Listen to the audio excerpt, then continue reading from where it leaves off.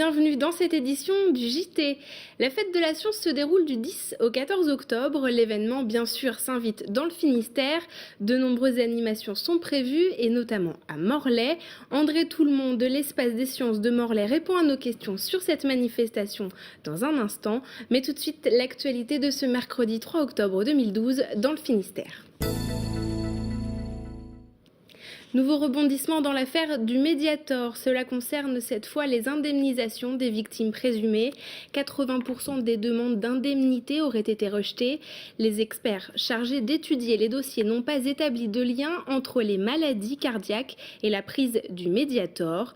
Pour les patients, c'est un nouvel affront. À Brest, cette nouvelle a provoqué la colère d'Irène Frachon. C'est elle qui avait dénoncé l'affaire. Les explications de Frédéric Lorenzon. Près de 9 patients sur 10 qui ont pris du Mediator ne seront pas indemnisés. C'est le bilan dévoilé par le journal Le Parisien ce mercredi. L'affaire du Mediator va-t-elle se dégonfler? Cette patiente, qui a déposé un dossier il y a plus d'un an, est tentée de le croire, mais reste combative. C'est vrai que je suis quand même un peu époustouflée, quoi. Quand maintenant on vous dit qu'il n'y a que 14% de gens qui vont être indemnisés. Bon, je conçois tout à fait que tout le monde n'a pas le droit à l'indemnisation, ça c'est un fait. Mais enfin, vous avez quand même des gens qui sont drôlement handicapés. On parle d'indemniser les familles où il y a eu des morts. Ben, c'est très bien, c'est sûr que ça... mais vous ne pensez pas quand même qu'il faudrait se pencher un peu sur les gens qui sont grabataires? Le premier bilan de l'OMNIAM, l'Office national d'indemnisation des accidents médicaux, se base sur 830 dossiers. En fait, plus de 7000 patients en France ont déposé des demandes d'indemnisation. Et pour Irène Frachon, le médecin brestois à l'origine de l'affaire Mediator, les experts chargés d'examiner les dossiers rejettent les vulvopathies les plus légères alors qu'elles peuvent se compliquer. Autour de 16% à peu près des dossiers, pour l'instant, sont retenus à indemnisation. Ça paraît comme ça peu. En réalité, c'est pas si peu que ça. Ça fait déjà plus d'une centaine de dossiers. Ça en fera des centaines et probablement plus d'un millier. Quand on trouve cette petite fuite après avoir été exposé au Mediator, mon point de vue, c'est qu'il faut indemniser, reconnaître ce préjudice. Ces gens-là vont être surveillés. Ils ne savent pas très bien ce que va devenir cette insurance-sortie. Il y a toutes les chances qu'elle reste minime, mais on n'a pas énormément de recul. Et il est évident qu'il faut les faire entrer dans un processus d'indemnisation. Pour l'instant, Jacqueline n'a aucune nouvelle de son dossier d'indemnisation. À presque 80 ans, elle attend surtout le procès de Jacques Servier.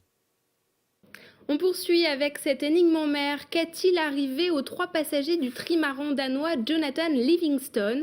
Le samedi 29 septembre, le bateau a été retrouvé à 130 km au sud-ouest des côtes bretonnes par un chalutier, retourné, dématé et privé de l'un de ses flotteurs. Selon les autorités maritimes, il pourrait s'agir du même trimaran ayant quitté le port de Brest une semaine plus tôt.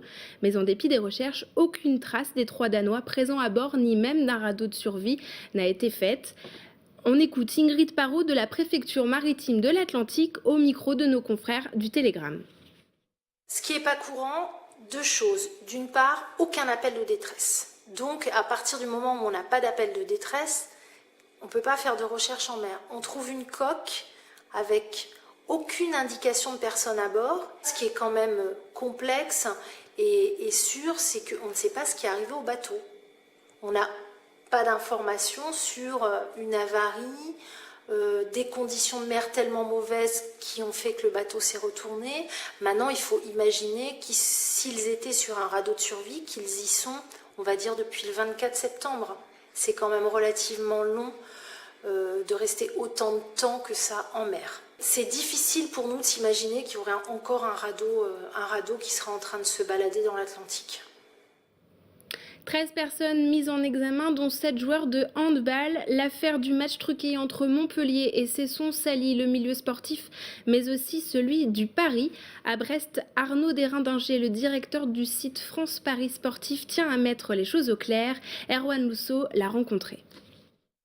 L'affaire de paris abusifs sur fond de matchs truqués qui ébranle aujourd'hui le monde du handball français jette également le trouble sur celui des paris sportifs dans leur ensemble. L'actualité oriente plus, c'est à cause des paris sportifs que le match était truqué et les gens ont tendance à oublier le passé. Sans paris sportifs, il y a déjà des trucages de matchs.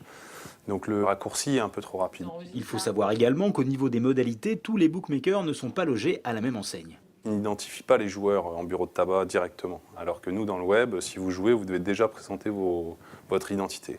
Limiter les mises, on est le seul opérateur à le faire aujourd'hui.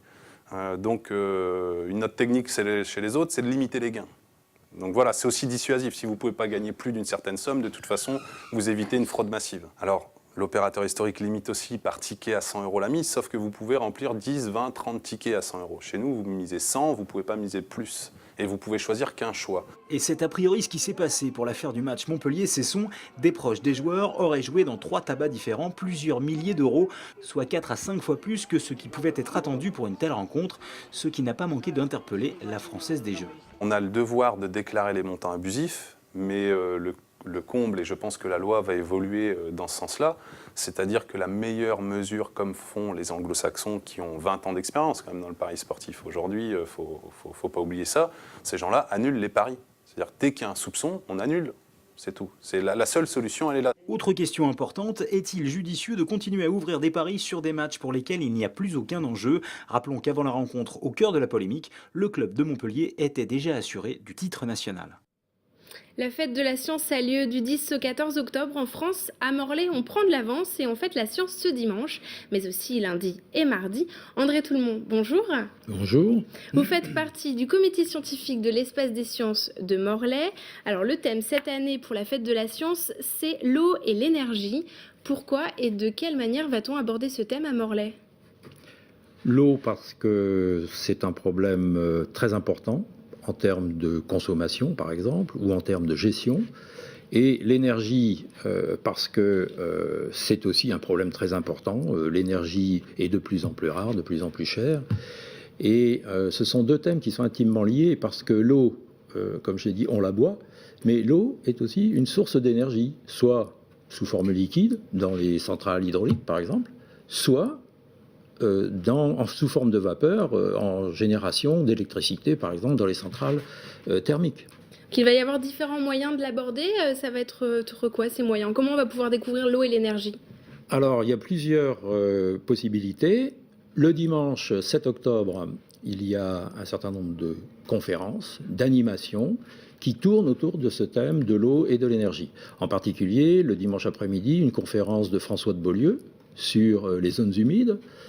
Mais il y a aussi, vous avez omis de signaler que le vendredi suivant, le 12 octobre, il y a également une conférence sur l'eau de Chantal Gascuel, qui est aussi qui traitera le sujet de manière beaucoup plus vaste.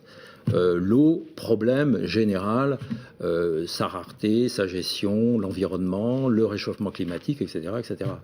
Ça, c'est pour la manière un peu sérieuse de l'aborder. Il y a aussi des visites qui sont prévues pour les enfants, comme la visite d'un moulin hydraulique. Absolument. La vue, donc, production d'énergie, la visite d'un moulin, gestion de l'eau, station d'épuration, etc., etc. Également, l'eau, source d'énergie, les bateaux à vapeur. Le jeune public est un public qui est intéressé par la science, par ces questions d'eau, d'énergie? Peut-être, j'espère. Car c'est leur avenir. L'eau, c'est l'avenir. L'avenir de l'eau est incertain. Il peut y avoir des guerres à cause de l'eau.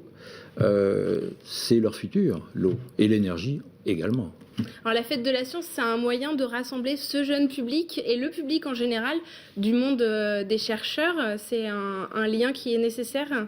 La fête de la science a été créée en 91 par Hubert Curien, qui était ministre de la Recherche.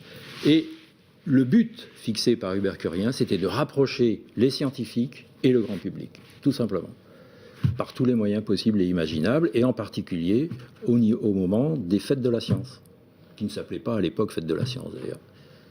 C'est utile, ça a un impact certain. Vous sentez quand les gens viennent, ils posent des questions, ils sont curieux. La science a un milieu qui les intéresse. Écoutez, j'ai été 10 ans directeur de la station biologique de Roscoff et j'ai organisé pendant 10 ans, chaque année, la fête de la science. Je peux vous dire qu'à Roscoff, on a fini par avoir en nombre de visiteurs jusqu'à 3000 personnes. Ce qui montre quand même que pour une petite ville de Roscoff de 3600 habitants, tous ne venaient pas de Roscoff, l'intérêt était quand même certain.